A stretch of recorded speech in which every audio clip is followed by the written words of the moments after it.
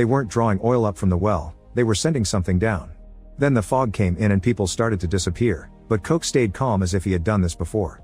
He kept pushing the equipment test and ignoring the pressure warnings until the rig exploded. Heather enters the system to cross-check the list of survivors with the crew files, but she can't find Coke's name.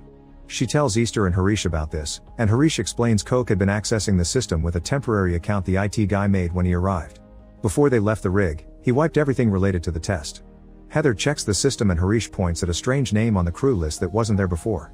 There are emails telling the company that the organism has already spread, which means Coke's always known and the company sent him on purpose. Kat checks on Rose and thinks the circles she's studying look like a tree, making Rose realize this may be how the spores keep track of time. The gap between the rings marks the 5 major mass extinction events, which means the last ring is the present and is closing up quickly to destroy them. Coke explains that's what happened in his rig. The explosion had been caused by the infected people opening the well to blow it up.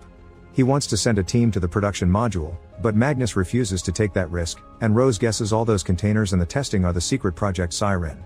Fulmer finally joins Baz and James, but he notices his mind is clearer than his friends. Baz explains he hasn't been exposed to the spores long enough yet, but they'll take over soon.